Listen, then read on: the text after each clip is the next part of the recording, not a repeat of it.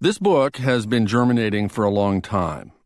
In the late 1990s, I wrote a few articles pointing toward it about American politics morphing into show business and baby boomers trying to stay forever young, about untrue conspiracy theories being mainstreamed and the explosion of talk radio as it became more and more about the host's wild opinions.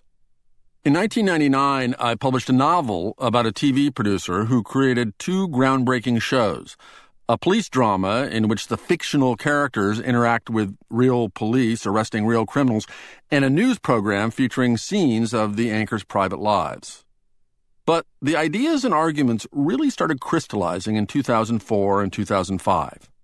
First, President George W. Bush's political mastermind Karl Rove introduced the remarkable phrase reality-based community. People in the reality-based community, he told a reporter, believe that solutions emerge from judicious study of discernible reality. That's not the way the world really works anymore. He said it with a sense of humor, but he was also deadly serious. A year later, the Colbert Report went on the air. In the first few minutes of his first episode, Stephen Colbert, playing his right-wing populist character, performed a feature called The Word, in which he riffed on a phrase. Truthiness, he said. Now, I'm sure some of the word police, the wordinistas over at Webster's, are going to say, hey, that's not a word. Well, anybody who knows me knows that I'm no fan of dictionaries or reference books. They're elitist, constantly telling us what is or isn't true, or what did or didn't happen. Who's Britannica to tell me the Panama Canal was finished in 1914? If I want to say it happened in 1941, that's my right. I don't trust books. They're all fact, no heart. Face it, folks, we are a divided nation. Divided between those who think with their head and those who know with their heart. Because that's where the truth comes from, ladies and gentlemen, the gut. Whoa, yes, I thought, exactly. America had changed in this particular, peculiar way, I realized.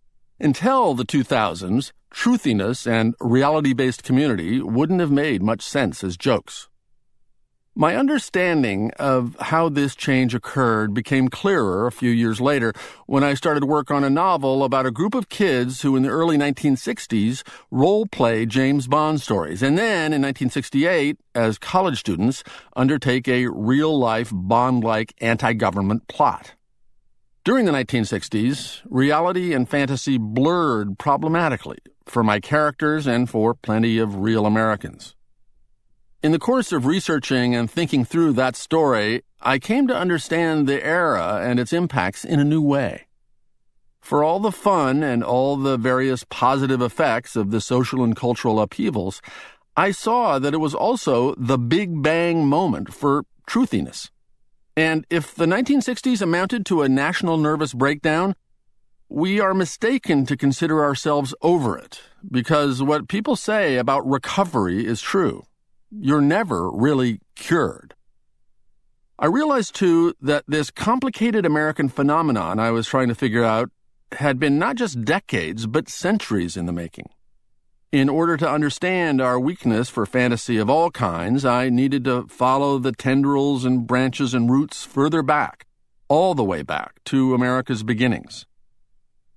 You're not going to agree with me about all the various mental habits and beliefs and behaviors I classify here as imaginary or fantastical. You may find me too judgmental about matters of deep personal conviction. As I pass by fish in barrels, I will often shoot them.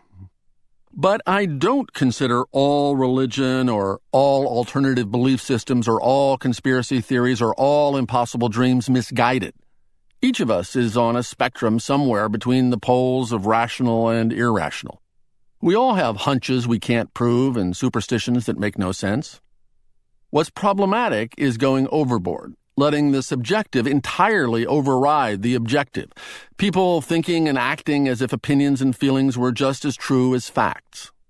The American experiment, the original embodiment of the great Enlightenment idea of intellectual freedom, every individual free to believe anything she wishes, has metastasized out of control. From the start, our ultra-individualism was attached to epic dreams, sometimes epic fantasies. Every American one of God's chosen people building a custom-made utopia, each of us free to reinvent himself by imagination and will. In America, those more exciting parts of the Enlightenment idea have swamped the sober, rational, empirical parts. Little by little for centuries, then more and faster during the last half-century, Americans have given ourselves over to all kinds of magical thinking, anything-goes relativism, and belief in fanciful explanation, small and large fantasies that console or thrill or terrify us. And most of us haven't realized how far-reaching our strange new normal has become. The cliché would be the frog in the gradually warming pot, oblivious to its doom until too late. Footnote. In real life, frogs jump out before the water gets too hot. In the 19th century experiment that apparently generated the idea, however, a frog was boiled to death, but its brain had been removed beforehand, which was humane and, in the present context, makes the metaphor more apt. Much more than the other 1 billion or 2 people in the rich world, we Americans really believe in the supernatural and miraculous. In Satan on Earth Now, reports of recent trips to and from heaven, and a several thousand-year-old story of life's instantaneous creation several thousand years ago. At the turn of the millennium, our financial industry fantasized that risky debt was no longer risky. So many tens of millions of Americans fantasized that they could live like rich people, given our fantasy that real estate would always and only increase in value. We believe the government and its co-conspirators are hiding all sorts of monstrous truths from us concerning assassinations, extraterrestrials, the genesis of AIDS, the 9/11 attacks, the dangers of vaccines, and so much more. We stockpile guns because we fantasize about our pioneer past, or in anticipation of imaginary shootouts with thugs and terrorists. We acquire military costumes and props in order to pretend we're soldiers, or elves or zombies, fighting battles in which nobody dies, and enter fabulously realistic virtual worlds to do the same. And that was all before we became familiar with the terms post-factual and post-truth, before we elected a president with an astoundingly open mind about conspiracy theories, what's true and what's false, the nature of reality. We have passed through the looking glass and down the rabbit hole. America has mutated into Fantasyland.